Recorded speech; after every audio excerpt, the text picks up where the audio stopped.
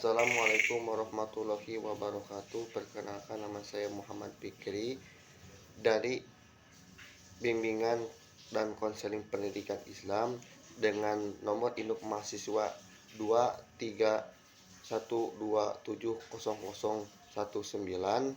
akan menjelaskan sejarah perkembangan Islam di Indonesia. Masuknya Islam ke Indonesia. Menurut buku Sejarah Indonesia Periode Islam oleh Rico Sidik dan kawan-kawan, sejarah mencatat bahwa sejak awal Masehi, pedagang-pedagang dari India dan Cina sudah memiliki hubungan dengan penduduk Indonesia. Meskipun terdapat beberapa teori mengenai kedatangan agama Islam di Indonesia, banyak ahli percaya bahwa masuknya Islam ke Indonesia pada abad ke-7 berdasarkan berita Cina zaman dinasti Tang. Berita tersebut mencatat bahwa pada abad ke-7 terdapat pemukiman pedagang muslim dari Arab di desa Baros, daerah pantai barat Sumatera Utara. Sementara sejarah masuknya Islam pada abad ke-13 Masehi lebih menunjukkan pada perkembangan Islam bersama dengan timbulnya kerajaan-kerajaan Islam di Indonesia. Jadi masuknya Islam ke Indonesia itu pada ada yang mengatakan dari 7 Masehi berdasarkan berita dari zaman Tang, dan ada yang mengatakan 13 Masehi yang lebih menunjukkan pada perkembangan Islam berdasarkan dengan tumbuhnya kerajaan-kerajaan Islam di Indonesia. Dan apa saja sih media dalam Islamisasi? Media dalam Islamisasi terbagi menjadi 6. Yang pertama, perdagangan. Yang kedua, perkawinan. Yang tiga, tasawuf. Yang keempat, pendidikan. Yang kelima, kesenian. Dan yang terakhir adalah politik. Yang pertama adalah perdagangan. Pada tahap permulaan saluran Islamisasi adalah perdagangan. Kesibukan lalu lintas perdagangan pada abad ke-7 hingga abad ke-16 Masehi membuat pedagang-pedagang Muslim dari Jazirah Arab, Persia, dan India turut ambil bagian dalam perdagangan dari negeri-negeri Barat, Tenggara, dan Timur benua Asia. Media Islamisasi melalui perdagangan dinilai sangat menguntungkan karena para raja dan bangsawan turut serta dalam kegiatan perdagangan secara langsung. Jadi di sini dijelaskan bahwasanya berdagang adalah hal yang sangat menguntungkan untuk media mengislamisasikan, karena interaksi pedagang dengan raja-raja Islam zaman terdahulu sangat aktif, hingga banyak sekali raja-raja maupun penduduk Indonesia yang tertarik dengan Islam dan masuk Islam lewat perdagangan tersebut. Yang kedua adalah perkawinan. Dari sudut ekonomi, para pedagang muslim memiliki status sosial yang lebih baik daripada kebanyakan pribumi, sehingga penduduk pribumi, terutama putri-putri bangsawan, tertarik untuk menjadi istri saudagar. Saat menikah dengan saudagar Islam, proses sebelumnya adalah memeluk agama Islam terlebih dahulu. Berawal dari situ, kemudian yang kampung-kampung, daerah-daerah, dan kerajaan-kerajaan muslim yang dikawini oleh keturunan bangsawan. Jadi di sini banyak bangsawan-bangsawan, terutama bangsawan-bangsawan yang tinggi atau raja-raja yang memiliki putri-putri yang cantik, menikahkanlah mereka dengan saudagar-saudagar Islam yang kaya, karena saudagar-saudagar Islam itu yang dari perdagangan mulai untuk mengawini bangsawan-bangsawan yang ada di tanah Indonesia ini. Jadi Islam dengan perkawinannya memusat dan menjadikan banyak sekali tumbuhnya raja-raja Islam di tanah Nusantara ini. Yang ketiga adalah tasawuf, salah satu saluran Islamisasi yang dinilai memiliki peran yang signifikan dalam penyebaran ajaran Islam adalah tasawuf. Dalam konteks penyebaran ajaran Islam di Nusantara, para pengajar tasawuf atau para sufi mengajarkan teosofi yang bercampur dengan ajaran yang sudah dikenal luas oleh masyarakat Indonesia. Jadi, para tasawuf ini adalah meluruskan ajaran-ajaran yang telah dianut oleh orang-orang pribumi.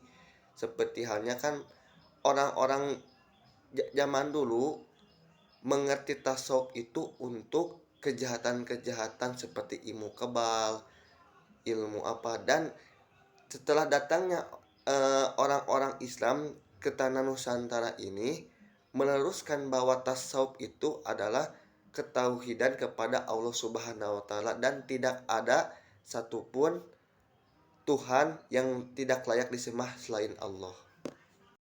Yang keempat adalah pendidikan. Islamisasi juga dikala melakukan pendidikan, proses pendidikan dan pengajaran Islam ini sudah berlangsung sejak Islam masuk ke Nusantara. Memiliki pemeluk agama Islam sudah banyak dan telah terbentuk komunitas muslim, maka proses pendidikan pengajaran Islam tidak lagi hanya dilaksanakan secara informal, tetapi sudah dilaksanakan secara teratur di tempat-tempat tertentu. Secara umum, model pendidikan pada masa itu ada dua, yakni langgar dan pendidikan pesantren. Jadi, Islam di zaman dahulu juga sudah terbentuk yang ada namanya pesantren.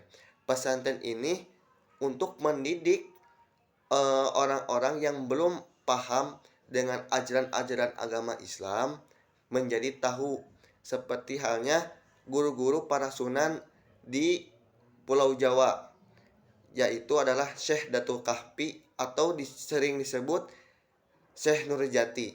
Syekh Nurjati ini adalah Syekh guru para sunan-sunan Wali Songo yang ada di Jawa. Nah, Syekh Datul Kahfi ini mengajarkan kepada mereka secara ketauhidan, gimana memberi arahan kepada masyarakat, gimana meluruskan masyarakat yang belum lurus. Nah, Syekh Datul Kahfi ini juga berperan penting dalam menyebarluaskan ajaran agama Islam di Pulau Jawa. Yang kelima adalah kesenian. Saluran Islamisasi melalui kesenian yang paling terkenal adalah pertunjukan wayang. Dikatakan bahwa Sunan Kalijaga adalah tokoh paling mahir dalam mementaskan wayang. Sunan Kalijaga tidak pernah meminta upah petunjuk, tetapi ia meminta para penonton untuk mengikutinya untuk mengucapkan kalimat syahadat.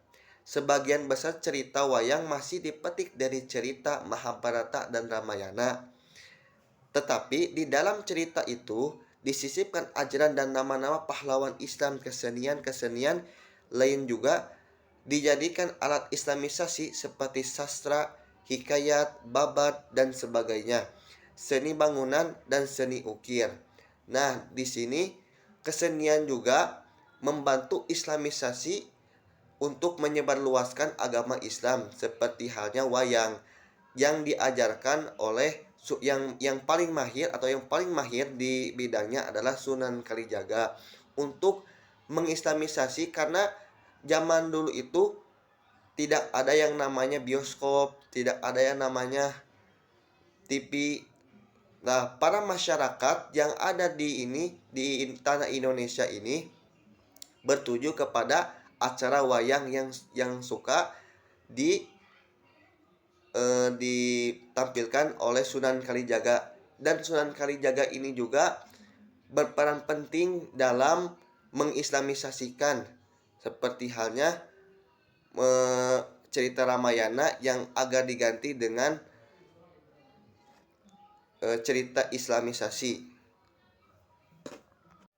Yang terakhir adalah politik. Di Maluku dan Sulawesi Selatan, kebanyakan rakyat masuk Islam setelah rajanya memeluk Islam terlebih dahulu. Pengaruh politik raja sangat membantu tersebar Islam di daerah ini. Di samping itu, banyak di Sumatera dan Jawa maupun di Indonesia bagian timur, demi kepentingan politik, kerajaan-kerajaan Islam memerangi kerajaan kerajaan non-Islam. Kemenangan kerajaan Islam secara politis banyak menarik penduduk kerajaan bukan Islam itu masuk Islam. Di sini dijelaskan bahwasanya Islam secara politik itu menghasilkan banyak orang yang masuk Islam. Seperti halnya kalau kita memerangi suatu kerajaan, terus kerajaannya juga untuk tunduk kepada kerajaan Islam.